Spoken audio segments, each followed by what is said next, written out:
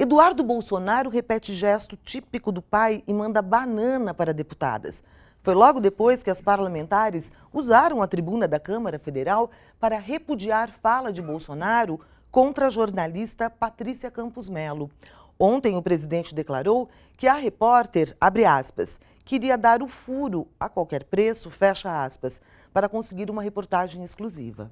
Repudiamos veementemente a postura do presidente Jair Bolsonaro de mais uma vez atacar jornalistas e os direitos e a dignidade das mulheres em nosso país. Assinam dezenas de deputadas federais brasileiras, todas essas que estão aqui, maravilhosas, repudiando esse ato machista, essa misoginia. A deputada diz que fala em nome de todas as mulheres. Calma aí, será que não tem mulher aqui comigo, não? Bolsonaro tá aí já. Uma banana, em nome de todas as mulheres, uma banana em torno de todas as mulheres, tá?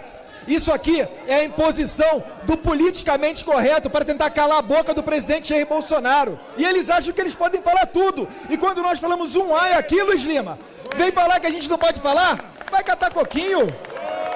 Não vão nos calar. Pode gritar à vontade. Só raspa o sovaco, hein? Raspa o sovaco, senão dá um mau cheiro do caramba, hein? Bom, eu converso agora com a Renata Miele, do Centro de Estudos da Mídia Alternativa Barão de Tararé. Tudo bem, Renata? Oi, Cissa. Todo o apoio à greve dos petroleiros. Queria dizer isso antes de começar. Não tá nada bem, né? Agora a gente toda semana, todos os dias, precisa registrar os impropérios, os absurdos, a violência que esse governo e seus seguidores tratam jornalistas, comunicadores, meios de comunicação e as mulheres. Né? Sobretudo as mulheres, né? Independendo da profissão, não é? Sobretudo as mulheres, porque contra os homens eles não têm tanta coragem assim, né? E as mulheres incomodam, principalmente mulheres como a Patrícia Campos Melo, que tem um currículo extenso na profissão, com prêmios, com coberturas internacionais, de casos humanitários, uma profissão, uma trajetória invejável, inclusive para muitos homens. Isso incomoda a coragem das mulheres, né, de lutar e de defender seus direitos e de defender a democracia, incomoda esse governo, né? Então é muito grave, assim, a forma desrespeitosa, para dizer o mínimo, né, com o qual eles se referem às deputadas, mandando as deputadas se depilarem, né? Quer dizer, por causa do mau cheiro. Isso é falta de decoro parlamentar. Na verdade, assim, a gente está vivendo uma completa ausência da institucionalidade, né? A Constituição, as regras, as formalidades foram todas rasgadas.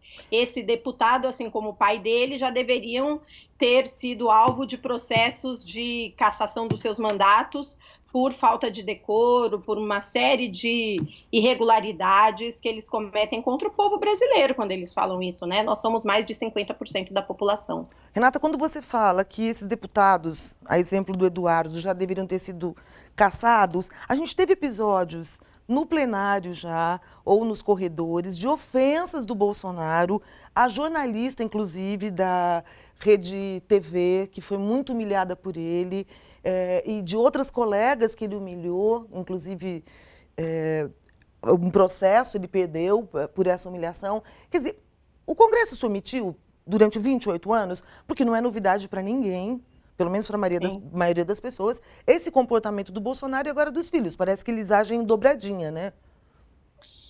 Eu acho que se omitiu, é uma certa complacência, talvez, né? Não sei dizer, de você ver determinadas posturas sendo naturalizadas cotidianamente, né? Quando você tem deputados que vão à tribuna homenagear torturadores, isso é a naturalização de uma violência que é vedada pela nossa Constituição, né? O discurso de ódio, apologia à tortura, apologia ao autoritarismo, isso tudo é vedado na nossa Constituição. Quando os nossos constituintes escreveram a Constituição Cidadã, eles fizeram questão de imprimir naquelas naqueles artigos o desejo da sociedade brasileira de virar a página de um período autoritário da vida do país. Então, é por isso que em vários pontos da Constituição você tem a afirmação de direitos fundamentais, direitos humanos, direitos sociais, direitos trabalhistas, que eles estão simplesmente ignorando, né? O direito da greve. Então, uma série de direitos que, ao longo dos anos, foram sendo atacados, né? Porque a mídia hegemônica sempre criminalizou os movimentos sociais, a mídia hegemônica, de uma certa forma, sempre foi conivente com esse discurso, né?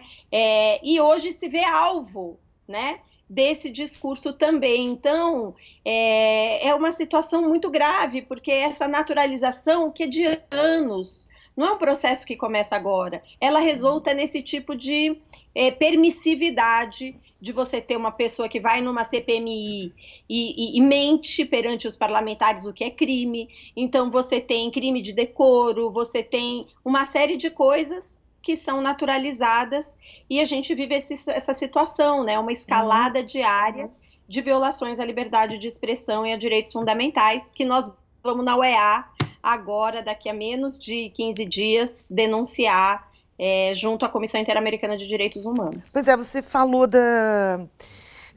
que fica naturalizado, mas muita coisa vem por aí. O presidente do Senado, ele disse que esse episódio já é página virada. Tipo assim, gente, vamos parar de falar a respeito disso, porque tem outras pautas.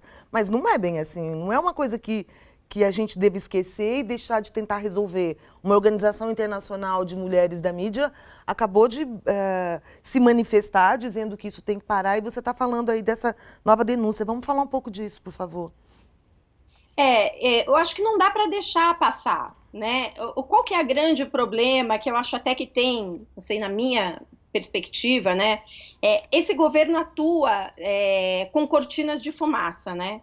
É uma tática política que eles usam de atacar, agredir mulheres, eles definem adversários, eles trabalham no binômio, né? Meus inimigos, né? Meus amigos, meus inimigos.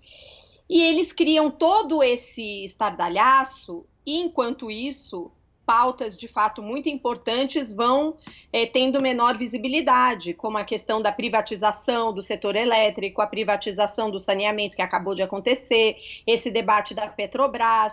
Então, assim, eu acho que nós, jornalistas, os meios de comunicação, como vocês estão fazendo na TVT, temos que dar o devido atenção para cada tema. Então, não dá para esquecer a agressão a direitos humanos, não dá para esquecer as violações à liberdade de expressão, e também não dá para esquecer as pautas estruturantes econômicas da sociedade.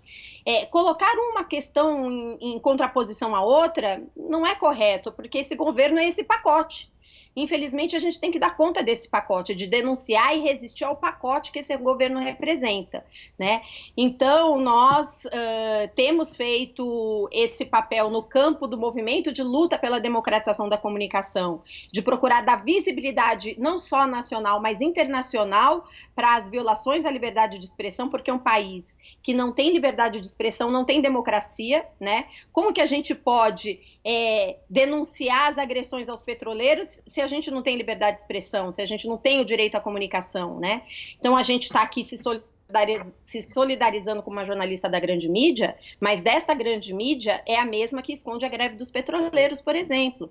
Então, a gente tem que saber tratar o problema na sua amplitude. E nós vamos agora, né, fizemos um pedido de audiência temática à Comissão Interamericana de Direitos Humanos da OEA para fazer as denúncias de violações à liberdade de expressão promovidas pelo Estado brasileiro. E quais são os 4 tripés que nós vamos levar para a OEA? O ataque à liberdade de imprensa, portanto, violência contra comunicadores e jornalistas, a extinção dos espaços de participação social no governo federal, com a extinção dos conselhos, porque a democracia ela é participativa e impedir a participação da sociedade é uma violação à liberdade de expressão.